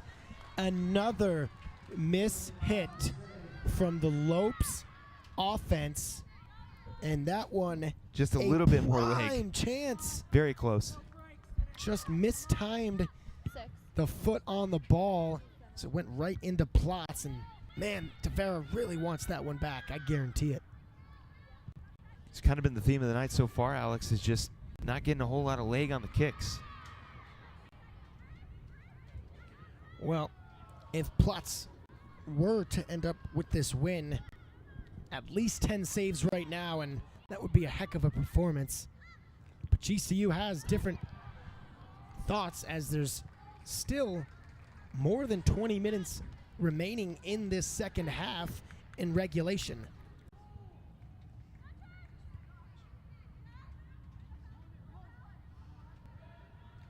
Nice move by Cook. She'll have a shot. And again, a bounce in a spot that lands right in front of Plotz, that just goes right into her chest. You gotta try and see. I mean, she could read that bounce from a mile away. Yeah, and like I said, it just seems like every shot has been either not enough legs, or it's just been going too far left, too far right, or it's been rolling exactly to where Emily Plotz has been. I mean, she is a fantastic goalie. She's been absolutely lights out tonight, but she hasn't. And on the opposite side with Blakely Frosch as well, both goalies have not been having to work too hard tonight. Well, we'll revisit the game changers, really, that we thought were going to change the game. And Keon must convert shots to shots on goal, and that's something GCU has done. But once they've gotten the shots on goal, they haven't been able to convert past that. Maybe get an opportunity here.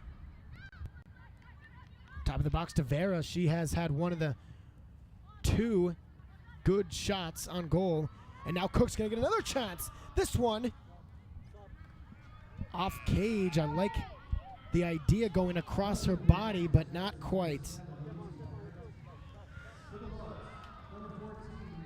Take another shot again, and it looks like just a little bit off the side of the foot for Cook, and it rolls far left, and you can probably chalk that one up again as not getting enough leg or just kicking it too far left. At what point, 16 shots and 11 on goal, do you will yourself to put the ball in the back of the net past Plotz? Well, you're going to have to do something. Time's winding down, and you're currently losing 1-0.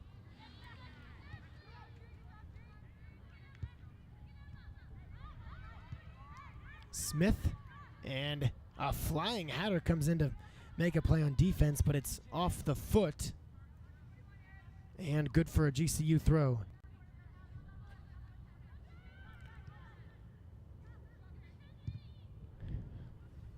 This one sent in here now, and Stetson player plays that one down the wing.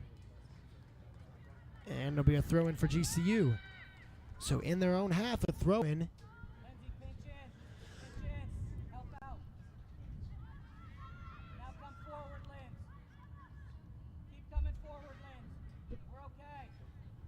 Nice move. Gets on the outside and just lobbing over the net. Shots are getting a little better, but still unable to put it past Plotz. It's a little too high on that kick. A good look by Emma Kane. She's able to get past the defender just a little bit too much leg this time, as opposed to not enough.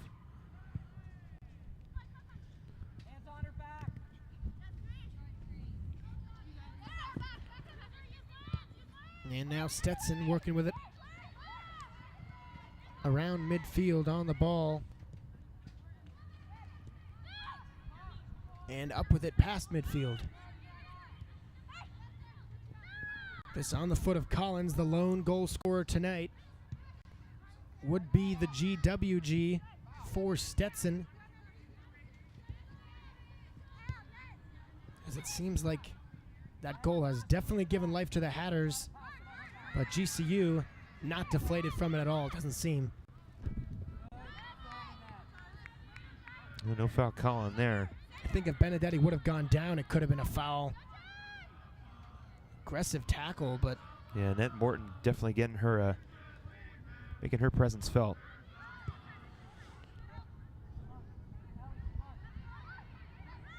And now a little bit handsy there. GCU able to retain possession though, and they'll keep it on their own half.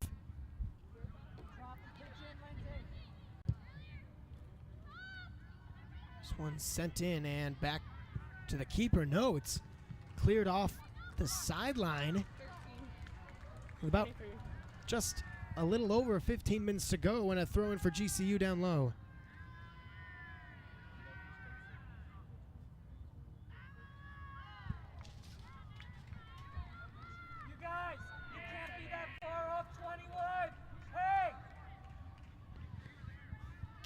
Well, it's been a thrilling game so far. Hopefully GCU can make something happen. 21, Greta! In towards the box. I mean, I guess two ways of looking at it. There are people that are defensive masterminds that love games like this. Others like the goals, of course, up here in the booth. We're one of the ones kind of like the goals and would like to see two here from GCU before the 90th minute. I'm definitely a big fan of the strong defensive game, but yeah, like you said, Alex, it'd just be nice to see the Lopes get on the board and sort of capture some of that magic they had against Weber State not too long ago. Oh, they go! Oh, what a stop! As it just trickled over the line. You have got to be kidding me. Let's get a replay on that right now. Unbelievable. As you see, it was Cox, who put it in, raised the hand, and then two players, 17 and 18, Suarez and Morton, just like hockey players, getting in front of that line, getting the body down, doing anything. And man, that is a save in my book to Suarez and Morton. Great defense by Stetson to make sure that GCU doesn't tie this thing up. They've had some luck so far going into overtime. They win against Weber State, and of course the tie against UC Santa Barbara, but I think Stetson wants to go home when the clock strikes 90. Oh, certainly, that's for sure, especially seeing that they've got to be up early in the morning for a 7:55 flight to Jacksonville. And yeah, Coach Ketchery definitely let us know that the traveling has definitely been an issue for this team, but you wouldn't know looking at this second half Stetson team. Sent in there by Carriers as we have reached.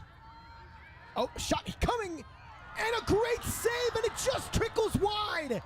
Are you kidding me? Emily Plotz, what a save. How did that one not go in? Well, you can't get another look at it. Kelsey Smith had a nice shot on the goal, but Emily Plotz using the length, and it's just an important. Oh my goodness. We'll get another second look at it, and it looks like it was. Yes, it was. It was off the corner. Madison Cox. Yep. Third goal on the season, and the Lopes have tied it up 1-1, and hopefully they can get another one to get this lead, or we're going to be going to overtime again. Well, let's hope that this sparks the Lopes offense and they take this momentum and get another goal in the next couple minutes, because I'll tell you what, what an unbelievable moment of deflation and then exuberance after the goal.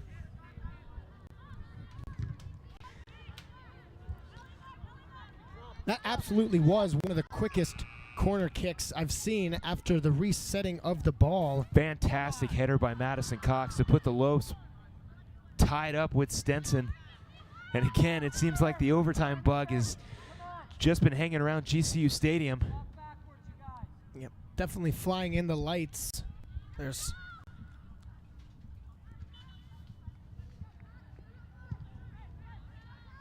now sent deep in. And now GCU in the middle of the field. Can they make something happen? So the goal, time of the goal, 76:08.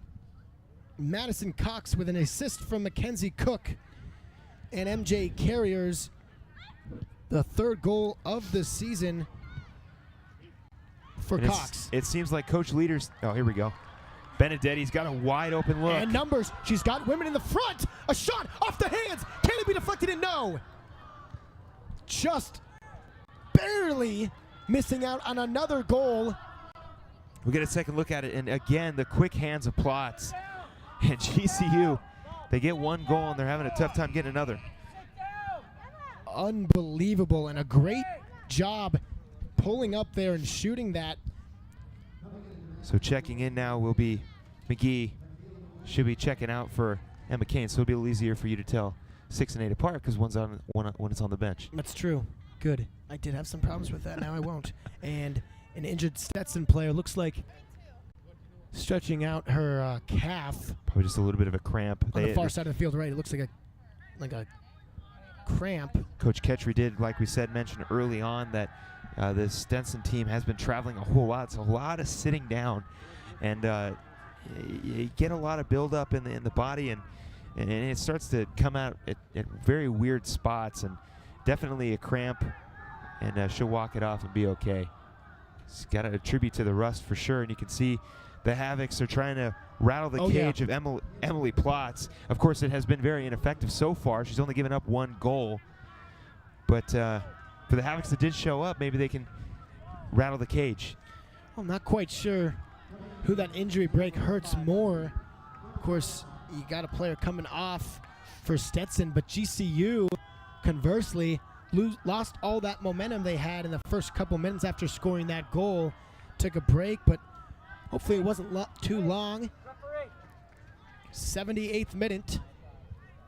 Just about 12 to go in regulation.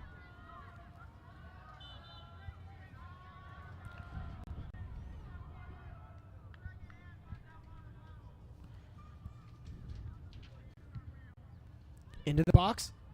Now GCU unable to make something happen, but can they keep it on their side? They do.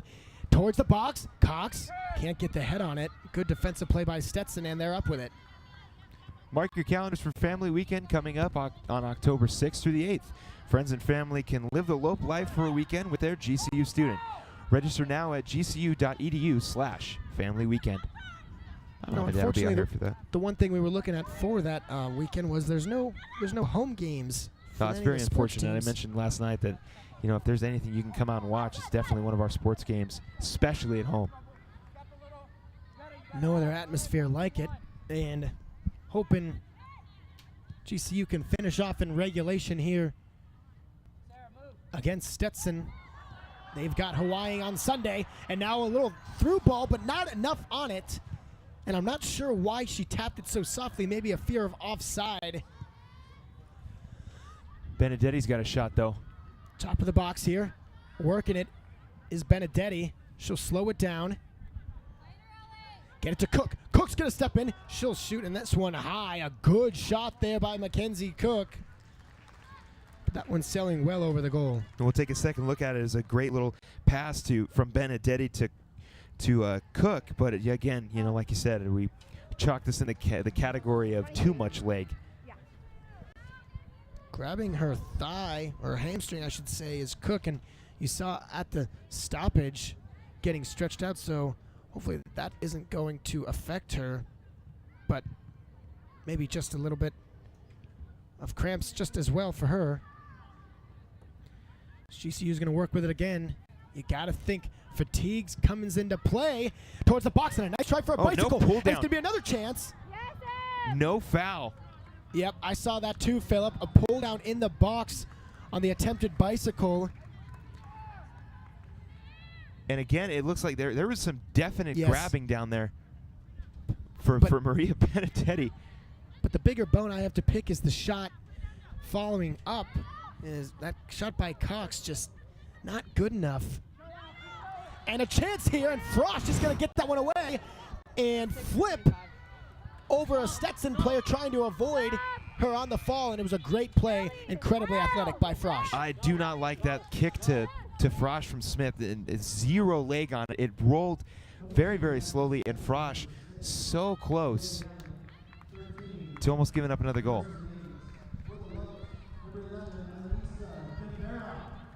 Under 10 minutes to go in regulation. The GCU sideline entirely on their feet. They are not looking for overtime, especially. Oh, a good shot. Is that one trailing? But like we said, each team having a game in 2 days, wanting to keep that energy in the reserve tank. As Frosch is going to try and send it into her troops and get another offensive tally on the board. Benedetti worked on by two headers on the near side. So getting a look at that shot by Collins, and it just goes far, far left. She's dangerous. She is very dangerous. Leading this team in goals so far, she's got 6. One of them comes tonight. And the Lopes do not want her to get number 7. Sent up now, a play for Cox to try and make something happen. And some jostling in the middle of the field, but GCU looks like they will retain possession. Back to Frosch.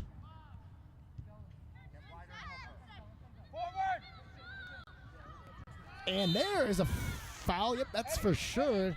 Is it going to be a card? It doesn't appear so. It's just going to be a warning. That's all. Collins definitely getting very handsy and obvious shove on Hannah Edwards.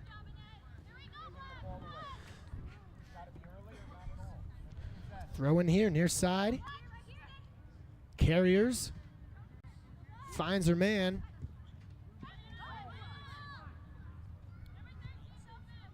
And now the Hatters back on the ball. Watkins intercepted in the middle. Now DeVera, a burst of speed. Will she take a shot from the top of the box? She does, but absolutely, I think it's time to say at this point, a very, very poor shot. Yeah, we'll take another second look at it, and DeVera just kind of gets it off the bottom of her foot and rolls too far left. And GCU is getting very close, but just not unable to convert, much like the issues they had in the first half. The third squandered opportunity for Anissa DeVera. Has to figure out how to get the shot right off the foot. She also did have a well-struck one, but missed. GCU, middle of the field, still has possession, and now they'll lose it.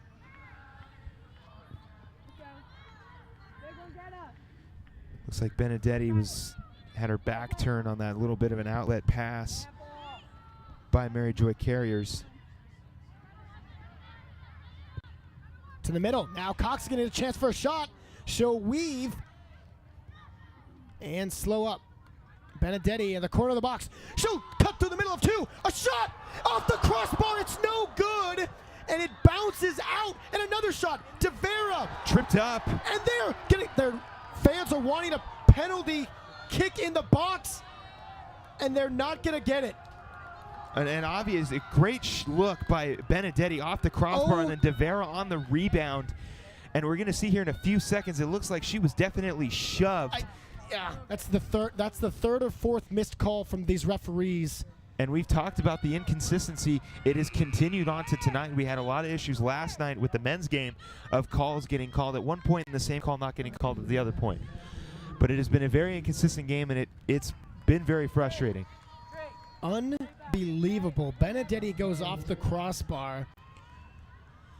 And then in a rebound attempt for De Vera gets taken down in what should be a yellow card at least and a penalty kick.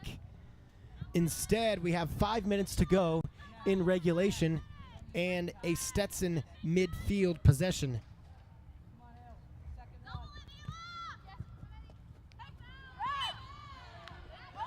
Oh, and Kelsey Smith, I'm sorry, Hannah Edwards and Sarah Collins have been going at it all night. And you can see there's a lot of contact. And it looks like they're going to talk. Referee is going to talk to both of them, tell them to calm it down. But yes, indeed. I mean, you can't blame them. The calls have been so inconsistent, and you know that the frustration on both sides of the ball have been very high as both teams have finally found the net in the second period, unlike in the first. And yeah, you can tell this is how the goal happened last time. Exactly. Sent in off a deflection, but doesn't look like Stetson's going to get it this time, and a shot towards net. Goes wide, and Frosch looking to get it up quickly. Under 5 to go. Don't forget to snag that 20% off deal at the Lope Shop. Go to lopeshop.gcu.edu for the best GCU gear to show off your Lope pride. Use promo code GCUTV20 to get 20% off for being a GCU TV viewer. And now the Lopes send it in, looking for Cox or Benedetti, but nothing doing. Cook down to Benedetti, wanted off sides. Not going to get it into the box. And that one off the head of Cox, way too high and wide. Great setup by Benedetti, but just a little bit too far off the head of Madison Cox. And Cox was the hero last time against Weber State. Well, of course, that came in overtime, which is what we're kind of getting ready to go for. But we'll see if she can be the hero again. Coach Leader using that strategy of taking Madison Cox out of the backfield and putting her in as striker. And there's a reason she's kind of leading this team in goals right now. It's because she's fantastic as a striker. Sort of like a secret weapon. Well, almost. But looking for an answer with under 3 to go in regulation. You can't count on overtime yet because we thought we were bound for a second overtime period last night, but with 3 seconds to go, the Lopes ended it. Ooh. Middle of the field, good attempt for the ball. 2.5 minutes to go. 1 apiece. Stetson Hatters and the Grand Canyon University Lopes. Ball back in, GCU's on it, but they're deep in their own zone. Needing to get players up, but unable to do so, and wanting at least 1 or 2 last-minute chances to excite this crowd and get the goalie on their heels going for overtime, but we'll see. Eclipsed 88 minutes, and Stetson looking content to just play the possession game, and they look like they're definitely content with overtime. And why not? 27 Grand Canyon. Oh, charging towards the ball. Stetson scores! Are you kidding me? Sarah Collins, oh my last gosh. second. And we're going to get a second look at it, and Collins had all of the space she needed. She pulls Frosch away from the net, and she finds the corner of the net. And Stetson takes a late last-second lead. Well, what do I know? Talking about shots and how GCU's wanting to win based on how they have 27 shots compared to 5. You can see how much space she had. She had all the time in the world to get that shot off. And Sarah Collins, 7 goals on the night, 2 of them coming tonight. Yeah, 7 goals, season goals is way more than any of the Lopes. But like I said, saw that replay a couple times, just clear and present through ball to Collins, and then she was able to get to that one. But right as I said that, talking about GCU, Stetson goes on a run. Down in the corner, GCU looking to answer, and would have been a foul had the Lopes player come up with it. Now I believe that's Cox trying to get a call, but yeah, let's see what happens. Cox went to go in for the header, and now Plotz is there, just gets a little bit better angle on the ball. Yeah, good job of Plotz covering up that ball, not allowing GCU player to get it, but now a chance for GCU to make something happen in the final 45 seconds. Stetson's just going to keep sending this one down the field and out of bounds. Got to get a quick throw inbounds, and a good job of the coach to get that one in right away. Trailing out of bounds, and that's what we're going to keep seeing because there is no added time, so they're just going to keep trying to get this one out.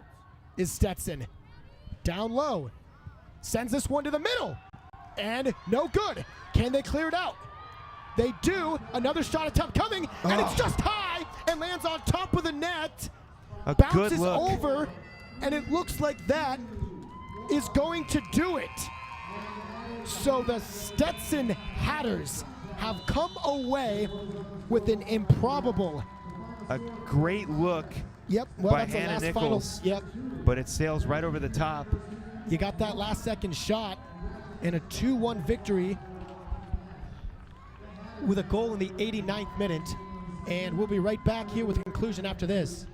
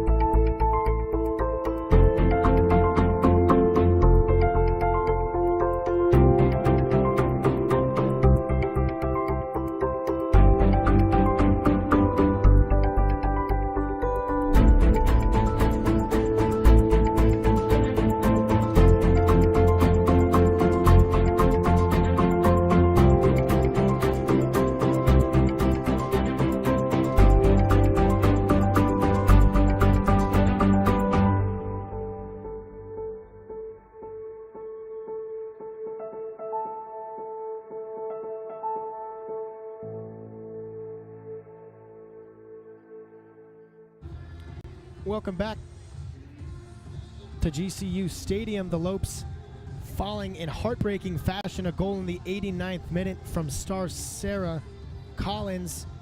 And the player of the game for GCU has to be Madison Cox. Great game by her, but couldn't get it done. Yeah, there's definitely no question that Madison Cox is the hero of this game. GCU was down 1-0 very, very late, and it looked like it was going to be an easy win for Stetson, but Cox coming out of nowhere for a late goal, and unfortunately, Sarah Collins, she got one as well. GCU really did everything they needed to do. So you see... So we'll see a few highlights. Yeah, the highlights, and these are the goals. I mean, this is the goal, just right time, right place for Collins. The first initial goal for Collins, and then we'll get a look at the great goal by Cox, just a header right to the right side where Plotz wasn't. That first goal by Collins just being in the right place at the right time. The second one was just about her being a great soccer player. And then here it is again.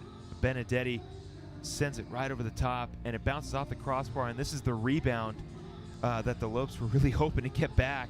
De Vera, great anticipation on the ball. She gets a relatively clean shot until she's shoved down. And then, of course, this one, the nail in the coffin, Sarah Cox, in about the 88th minute, sends it right into the net, and the Lopes unfortunately have to lose at home. Just a beautiful finish, though, by Collins, and credit where credit is due. But that's all. The Lopes, of course, again, losing 2-1 to Stetson University. Thanks for tuning in. See the Lopes this Sunday for a doubleheader of men's and women's soccer. Should be a lot of fun. Don't forget to follow us on Twitter, Facebook, and Instagram and subscribe to our YouTube channel at youtube.com/GCU. Have a great night and go Lopes.